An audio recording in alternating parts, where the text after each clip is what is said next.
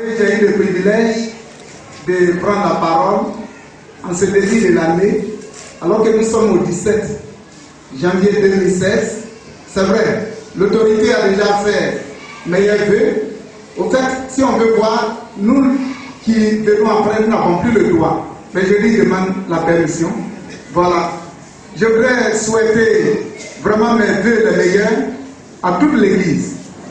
Que vraiment Dieu nous donne la force pour le servir. Et comme vous le voyez derrière moi,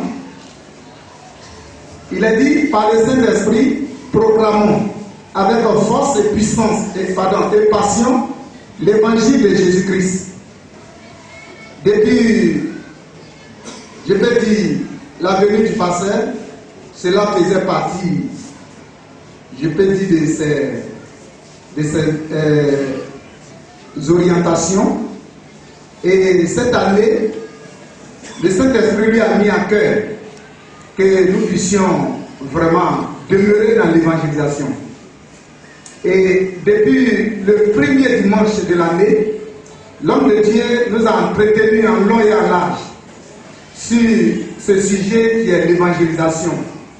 Il a donc traité l'importance de l'évangile.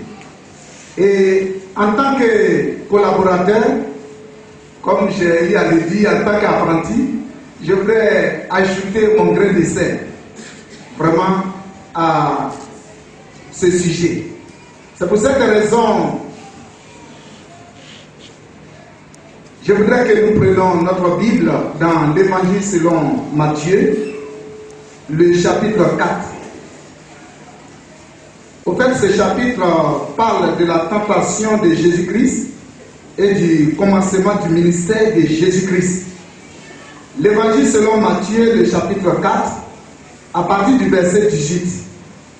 Il est écrit: comme il marchait le long de la mer de Galilée, il vit deux frères, Simon appelé Pierre et André, son frère, qui jetaient un filet dans la mer, car ils étaient pêcheurs. Il a dit: suivez-moi, et je vous ferai pêcheurs d'hommes. Verset 20. Aussitôt, il laissait le filet et le suivit. De là, étant allé plus loin, il vit deux autres frères, Jacques, fils de Zébédée, et Jean, son frère, qui était dans une barque avec Zébédée, leur père, et qui réparait leur filet. Il les appela, et aussitôt il laissait la barque et leur père et le suivirent. Voilà, je voudrais continuer sans quoi nous allons nous arrêter à ce verset 22, mais continuer parce que c'est un texte qui est intéressant. Verset 23, il a dit: Jésus parcourait toute la Galilée, enseignant dans les synagogues, prêchant la bonne nouvelle du royaume et guérissant toute maladie et toute infirmité parmi le peuple. Sa renommée se répandit dans toute la Syrie, et on lui amenait tous ceux qui souffraient de maladies et de douleurs de divers genres, des démoniaques, des lunatiques, des paralytiques, et il les guérissait. Une grande foule le suivit de la Galilée, de la Décapole, de Jérusalem, de la Judée et d'au-delà du Jourdain. Que Dieu bénisse sa parole. Saint-Esprit, tu sais que moi je t'aime beaucoup. J'ai besoin que tu me soutiennes. C'est par ta grâce que je suis là. Et il a pris à ton serviteur de me mettre à son côté. Alors, si toi tu n'interviens pas, qui va intervenir encore? C'est pourquoi je te demande de prêcher toi-même ta parole. Glorifie ton nom. C'est au nom de Jésus que j'ai prié. Amen. Voilà. Comme je le disais, je ne voulais pas aller trop dans les détails historiques, mais comprenons que ce chapitre 4 de Matthieu, il est question de la tentation et du commencement du ministère de Jésus-Christ. Comme vous le savez, vous et moi, Jésus-Christ est venu pour sauver, chercher et sauver. C'était l'objectif principal. Jésus est venu chercher et sauver. Parce que Dieu nous a créés pour que nous soyons en son service. Mais l'homme a succombé, il a obéi à la voix du diable. Et l'homme s'est trompé du vrai chemin qui a été tracé par Dieu pour lui. Alors, Dieu ne voulait pas que l'homme échoue dans sa mission. Il ne veut pas que l'homme soit égaré. Il a donc pourvu aux besoins de l'homme en envoyant Jésus-Christ pour qu'il soit restauré. Et c'est ce que Jésus-Christ est venu faire. J'aimerais qu'ensemble nous puissions cultiver, ou si vous voulez détailler ce texte que nous venons de lire. Au fait, le thème que j'ai donné à mon message, ou si vous voulez le thème que j'ai reçu du Seigneur, est le suivant: ce que Jésus-Christ veut faire de moi, de toi et nous. Bon, en un mot, ce que Jésus-Christ veut faire de nous. J'ai commencé par moi parce que je suis le premier. Voilà, je suis en train de prêcher, mais c'est moi-même. Je ne peux pas d'abord. C'est pourquoi j'ai dit ce que Jésus veut faire de moi, de toi et de nous. Donc je voudrais abréver, rendre très simple. Vous pouvez noter le thème qui est le suivant: ce que Jésus-Christ veut faire de nous. Alléluia. Et Jésus-Christ est un homme parfait, un homme merveilleux, un homme exceptionnel. Jésus-Christ, il est le Fils de Dieu. Jésus est Dieu. Jésus, il est le Sauveur. Jésus-Christ, il est le libérateur. Il est celui qui est venu pour donner la victoire. Il est venu pour donner le salut. Jésus-Christ est venu pour mettre de l'ordre où il y a le trouble. Jésus est venu pour apporter la lumière. Alléluia. Est-ce que vous êtes d'accord avec moi? Jésus-Christ est venu éclairer notre chemin. Jésus-Christ, c'est lui le vrai exemple. Oh, ce matin, tu ne t'es pas trompé. Il est important que tu saches que tu es dans une bonne voie, tu es dans une bonne maison. Oui, la maison de Jésus-Christ, c'est le lieu où il y a la paix, où il y a l'abondance, où il y a le succès. C'est là la vraie parole. Alors, Jésus veut faire de toi un homme exceptionnel. Jésus veut faire de toi un homme généreux. Jésus veut faire de toi un homme extraordinaire. Jésus veut faire de toi un homme qui a de la valeur. La parole de Dieu dit: nous étions dans les ténèbres, sans Dieu, sans espoir. Nous marchions autrefois dans les ténèbres. Mais Jésus-Christ est venu. Il nous a donné la vie. Alléluia. Oh, si chacun veut rendre son témoignage, vraiment, on ne pourra pas venir ici. Moi-même qui suis devant vous, il faut dire que j'étais un homme ivrogne. Je prenais de l'alcool. Au fait, quand on me voit, je n'aime pas trop, je n'aimais pas parler. Mais l'évangile m'a changé. Mes soeurs même me demandent: mais pourquoi tu es devenu un papa comme ça? Il dit: non, c'est parce que j'ai Jésus-Christ. Parce que quand on a Jésus-Christ, on ne peut plus se taire. On devient vraiment des hommes et des femmes qui parlent, qui causent. On ne peut plus se taire. Donc, Jésus m'a transformé. À l'époque, je ne parlais pas trop. Mais quand je prends un peu l'alcool, je deviens désagréable. Je pouvais même me mesurer à tout le monde, alors que je n'étais rien. Quand on me voyait même, je sentais, excusez-moi du terme, parce que je roulais dans la boue. Mais j'ai béni le Seigneur. Alléluia. Un jour, j'étais parti à Bobo et puis il y a une maman qui a dit: mais vous êtes devenu jolie comme ça. Hein? J'ai dit: c'est l'évangile qui m'a transformé. Alléluia. Et moi j'ajoute: je suis devenu plus beau que joli. Je vous assure, l'évangile fait des merveilles. l'évangile rend beau, l'évangile rend joli, l'évangile rend propre. Parce que quand tu as l'évangile, oui, tu t'éloignes de tout ce qui peut te salir. C'est pour cette raison, il est important que ce que nous devons savoir, Jésus veut faire de nous des hommes qui annoncent l'évangile. Jésus veut faire de nous des pécheurs d'hommes et des pécheurs, des pécheuses. La Bible nous dit, Jésus-Christ marchait le long de la mer de Galilée. Vous savez, avant d'arriver même à ce que Jésus réellement veut faire de nous, Jésus lui-même a montré l'exemple. La Bible nous dit que Jésus marchait le long de la mer de Galilée. Et quand je méditais ce passage, la pensée qui m'est venue, c'est que Jésus veut faire de nous de ceux qui marchent. Alléluia. Marcher, c'est faire des mouvements. Jésus veut que nous fassions des mouvements. Nous puissions nous déplacer. Nous puissions vraiment aller partout. Comme Jésus lui-même pouvait dire dans l'évangile selon Marc, le chapitre 15, allez par tout le monde, annoncer la bonne nouvelle à toute la création.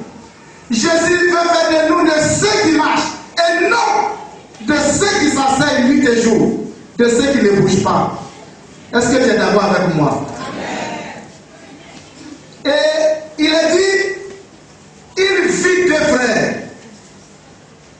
Ouais, si Jésus n'a pas marché, est-ce que certainement, bon, lui il est tout puissant, hein?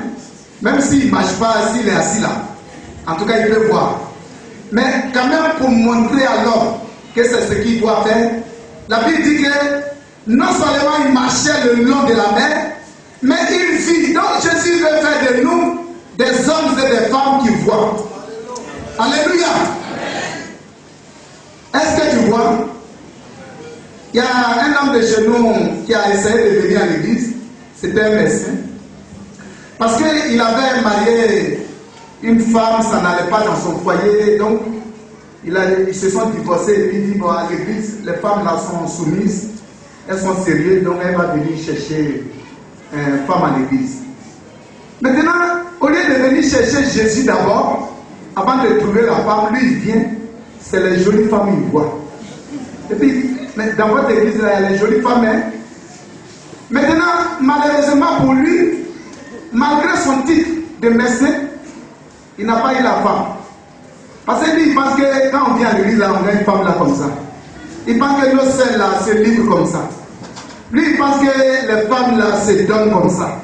Alors que c'est des femmes vertueuses, c'est des femmes mises à part. C'est des femmes qui sont propres. C'est des femmes qui marchent avec Jésus. C'est des femmes qui voient l'onction de Dieu dans leur vie. Alléluia. Et ce matin, est-ce que tu vois? Jésus veut que nous voyions.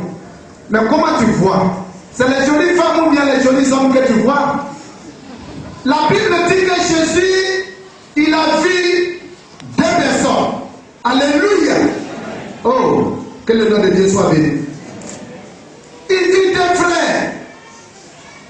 Il est question de Simon-Pierre et André qui jetaient un filet dans la mer quand ils étaient pécheurs. Et il a dit, suivez-moi, je vous ferai pécheurs d'hommes. Voici ce que Jésus veut que nous soyons. Jésus veut faire de toi une personne, je peux dire, qui gagne les âmes. Un homme qui va dans le monde pour évangéliser. Et Jésus a trouvé des pécheurs. Mais Jésus va leur dire, suivez-moi, suivez-moi. Je me suis dit, mais est-ce que la pêche ne nourrit pas son homme? Mais ce qui est plus excellent, ce qui est plus merveilleux, ce n'est pas parce que la pêche, elle n'est pas bonne, mais Jésus veut atteindre un objectif dans leur vie. Alléluia. Et ce matin, c'est tellement que, comme André et comme Pierre, peut-être tu exerces une activité. Et cette activité fait que tu n'arrives pas à te déplacer, à te lever, à suivre Jésus. Mais la réaction de ces deux hommes m'a tellement plu. Et c'est ce que nous devrons faire. Il a dit aussitôt, il laissait les filets et le suivre. Ce matin, ce que Jésus veut faire de nous, il veut que nous soyons des hommes et des femmes qui obéissent à sa parole. Alléluia. Il n'a pas hésité. Il a dit aussitôt. Comme il y a un professeur de français, un grand-mère, bon, disons un docteur, voilà, le docteur Plailly. Mais j'ai essayé de chercher quand même. Aussitôt, c'est un adverbe. Et il a dit au moment même. Donc, il n'a pas hésité. La Bible dit qu'il jetait les filets. Il laissait les filets. Maintenant, ce qui est formidable aussi, Jésus va poursuivre toujours son action. La Bible dit qu'il va aller plus loin. Pour dire que Jésus veut que nous allions plus loin. Nous bénissons le Seigneur. Le révérend pasteur, il allait plus loin. Il allait jusqu'au Niger. Mais Jésus veut que nous dépassions le Niger. Alléluia. Il veut que nous allions en Europe, au Canada. Il veut que nous allions aux États-Unis pour annoncer l'évangile. Il veut aussi que nous allions dans nos campements. Il veut que nous allions à l'ouest où il y a la forêt dense. Il veut que nous allions, je peux dire, au centre où il y a la savane herbeuse. Quand tu t'arrêtes ici, tu vois loin. Il veut que nous allions un peu partout, dans toutes nos régions. Alléluia. Et la Bible nous dit, lorsqu'il allait plus loin, il vit deux autres frères encore. Jacques, fils de Zébédée, et Jean, son frère, qui était dans une barque avec Zébédée, leur père, et qui réparaient. Ils étaient des réparateurs. Vous savez, ici, la réparation, si on veut voir sur le plan spirituel, c'est restaurer, c'est établir. Donc, c'est des spécialistes. C'est des gens qui peuvent réparer des vies qui sont, je peux dire, clouées, ceux qui sont abattus. Il peut les réparer, il peut les établir, il peut les, je peux dire, les renouveler, les restaurer. Et il y a des gens comme ça. Souvent dans la parole, même si tu as des difficultés, ils peuvent t'annoncer des paroles qui peuvent te consoler. Jésus a besoin de vous. Alléluia. Amen. Jésus veut que nous allions pour réparer des vies qui n'ont plus vraiment de sens. Et la réaction de ces deux autres également ont été comme la première réaction. Il a dit, il laissait là-bas et les paix. Chers frères, chers sœurs, voici ce que Jésus veut faire de nous. Jésus veut que nous puissions être obéissants, que nous puissions laisser nos filets, que nous puissions laisser nos barques, que nous puissions laisser, si vous voulez, notre père, parce que il y avait Zébédée, le père qui a été laissé, mais la Bible dit qu'il ne s'est pas opposé. Zébédée même veut dire, l'Éternel a donné. Donc, Zébédée ne s'est pas opposé à l'action de ses enfants qui ont accepté de marcher avec Jésus. Zébédée n'a pas dit non. Et il faut agir comme c'est bien aimé. Vous savez, il y a un seul verbe qui a été employé deux fois dans ce texte.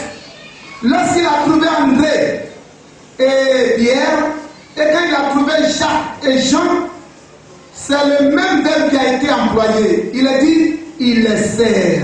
Alléluia. Est-ce que tu es prêt à laisser pour aller évangéliser? Est-ce que tu es prêt à laisser, je peux dire, la honte, abandonner la honte, abandonner tout ce qui peut être comme filet, qui peut être comme barque? Vous savez, le filet, c'est un piège. Et il y a des gens qui sont très forts. Aujourd'hui, ils tendent des pièges. Je peux dire pour que celui qui est à côté échoue dans ce qu'il engage.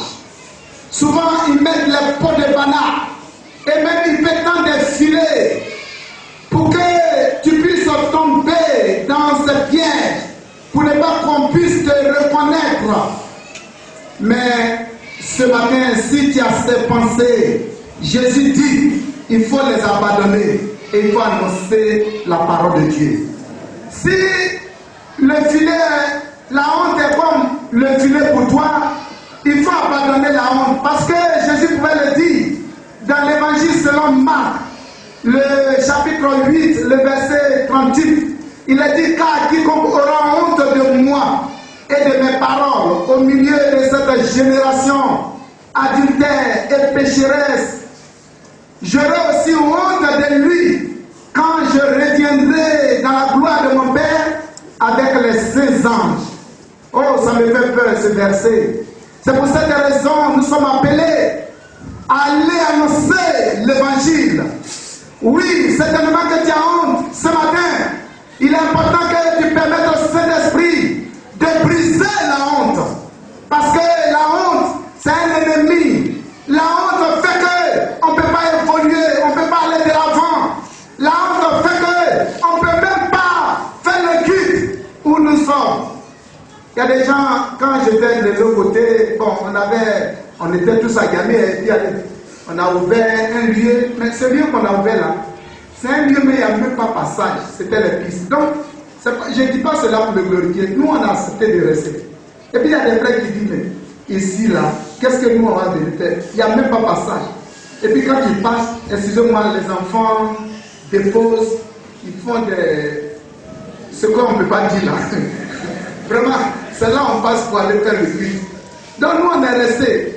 On a loué Dieu, on a adoré Dieu, on a évangélisé, on a vraiment fait ce qu'on pouvait le faire. L'église a commencé à grandir. Mais ceux qui étaient partis là, maintenant ils cherchent à venir. Parce qu'ils ont vu qu'il y a Bangladesh maintenant, ils ont vu qu'il y a groupe musical, ils ont vu maintenant qu'il y a piano, ils ont vu qu'il y a chorale. Mais au départ, tu avais honte de rester pour entretenir le lieu qui était sale. Ce matin, ce n'est pas ton cas. Que le Saint-Esprit brise cette honte. Il y a des gens qui se disent, mais qu'est-ce que moi j'ai fait ici? Les gens vont me voir et puis dans cette maison en bois là, j'ai fait quoi ici? Tout à l'heure, le pasteur venait d'annoncer. C'est pour vous dire que certainement, peut-être bientôt, vous n'allez plus me voir ici. Parce que je suis prêt à rester au quartier Ebéa. Alléluia. Ça, je suis très content même pour ça. Bon, oui, je suis très content. Donc, et je sais que vous allez nous trouver là-bas même. Il y a des gens qui vont courir pour aller nous voir là-bas. Ça, je sais. Ça, j'ai confiance à ça. Et je vous assure, c'est nouveau quartier de désert. Avant, on nous appelait 103. Et quand le pasteur Gamba était venu, bon, il nous a fait sortir de cet état-là. Mais il y avait le noyau. On était le noyau. Et puis on est venu au nouveau quartier de désert. Allez-y voir. Aujourd'hui, là, c'est en train d'être construit en étage. Les gens courent même. Il y a beaucoup qui désirent être anciens responsables. Mais il faut des gens pour annoncer l'évangile. Alléluia. Amen. Oh, il faut enlever ces idées-là. C'est ça qu'on appelle les filets, ce sont les parcs. Voilà, il faut les abandonner. Il faut laisser. Et puis, il faut venir annoncer l'évangile. La Bible dit, celui qui me confessera devant les hommes, je le confesserai devant mon Père. Alléluia. Amen. Il faut confesser Jésus. Il faut annoncer l'évangile. Je n'aurai pas beaucoup de choses à vous dire. Le pasteur avait tout dit. mais je suis un apprenti. Mais Jésus veut faire de toi un pêcheur. Et vous savez, la pêche, là, ça se réalise à plusieurs niveaux. On peut pêcher dans les marigots, on peut pêcher dans les rivières, on peut pêcher à l'eau profonde, on peut pêcher avec des pirogues, des bateaux. Bon, si tu n'as pas un bateau là, mais tu peux pêcher dans marigot. Alléluia. Et puis il y a la pêche à la ligne. Moi j'ai fait ça là. Il y avait les marigots, je partais et puis je pêchais à la ligne. Mais j'ai gagné les silures. Souvent dans les marigots là, c'est les silures. Donc j'ai gagné ça. Et ma maman était très contente parce que je suis le seul garçon. Oh, mon fils a eu poisson. Et quand je fais bien, si ça attrape à boutir ou bien perdri, mais elle me met au dos. Alléluia. Donc le Seigneur veut que nous annoncions l'évangile. Alléluia. Est-ce que tu es prêt pour que Jésus t'utilise? Je n'ai plus beaucoup de choses à dire. Bon, on va se tenir debout et puis le pasteur va prier pour nous.